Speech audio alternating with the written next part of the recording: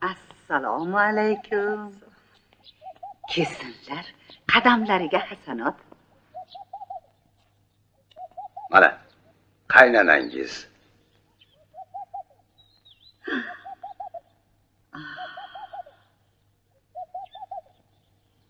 Va alaykum assalom. Ko'p yashang. Marg'ilonda bizni shunday kelinimiz bor ekan-u, bilmay yurgan ekanmiz-da. Bismillahirrohmanirrohim. Qani mehmonlarni ichkariga oling. Bugun biz barchamiz uchun qadrli bo'lgan yozuvchilardan biri Abdulla Qodiriy uy muzeyiga sayohat qilamiz.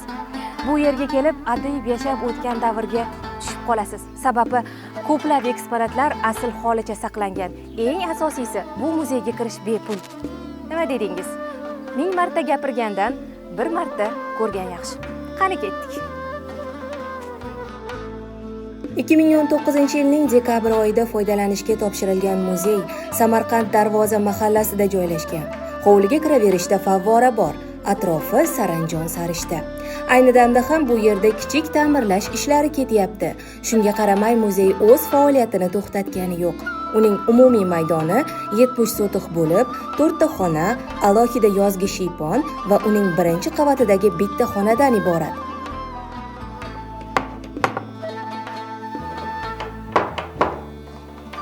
E'tibor berdingizmi? Ulardan chiqayotgan tovush bir-biridan farq qiladi.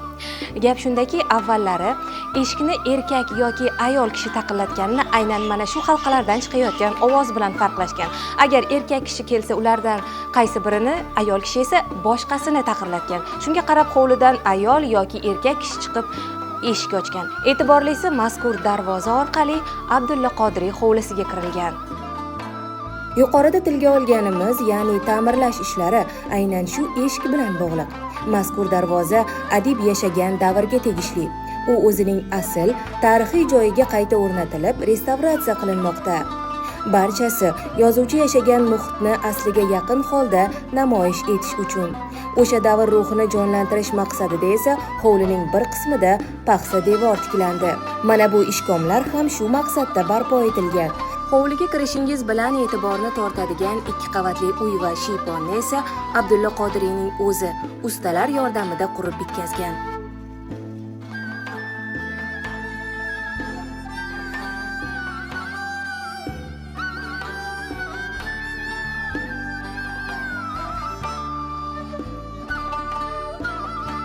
Hozir biz dunyoning 30 dan ortiq tillariga tarjima qilingan, o'zbek romanchiligiga asos solgan va barchamiz uchun sevimli bo'lgan O'tgan kunlar romani yozilgan xonadamiz.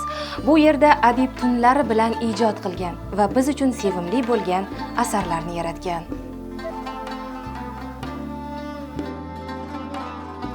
Hozirda muzeyda jami 500 ga yaqin eksponatlar mavjud. Ularning aksariyati adib va uning oilasiga tegishli.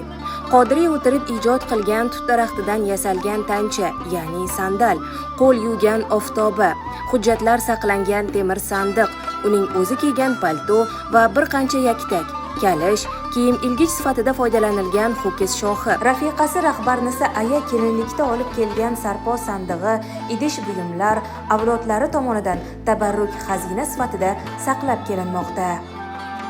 Yozuvchining oilasi bilan tushgan bir dona surati esa bebaho eksponatdir.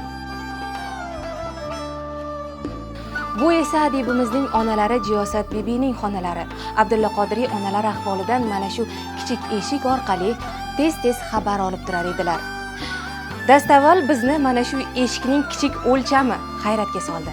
U nima sababdan kichik o'lchamdaligini bilmoqchi bo'lsangiz, lavhamizni kuzatishda davom eting.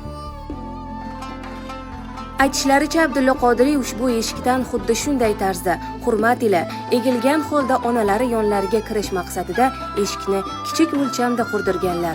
Muzey ana shunday qirralari bilan barchani o'ziga torta oladi. 2019-yili hovlida yozuvchining haykali o'rnatildi. Haykaltarosh Bahrom Norboyev ijodiga mansub ushbu asarda Abdulla Qodiriyning bir qo'lida kitob ushlagan holda o'tirgani tasvirlangan. O'tgan kunlar romani qahramoni Kumush Marg'ilondan Toshkentga kelgan arava nusxasini ham uchratish mumkin.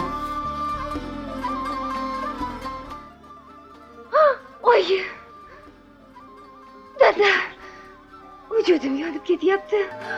Kumushning ko'z yoshisi chakkasidan oqib tushdi. Hoji ham o'zini to'xtata olmay, Kumushning yoshini artib, boshini siladi. Xudo shifo berar, bolam. Kumush jomga qo'zg'aldi. Otabek kelib qo'ltiqladi. Hoji ham uning boshini tutdi. Bu gal qusuq qonga aylangan edi. Burnidan ham bir necha tomchi qon oqdi. Qusib yotg'ach, ko'zi yarqillab ochilib ketdi va tevaragiga betoqat qarandi.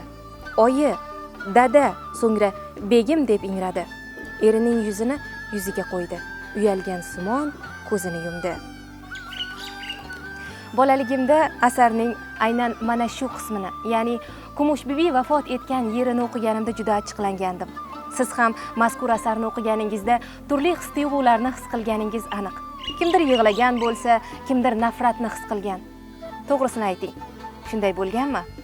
Mana shu asarlar bilan adib o'z hayotini umr boqiyga muhrlab ketdi.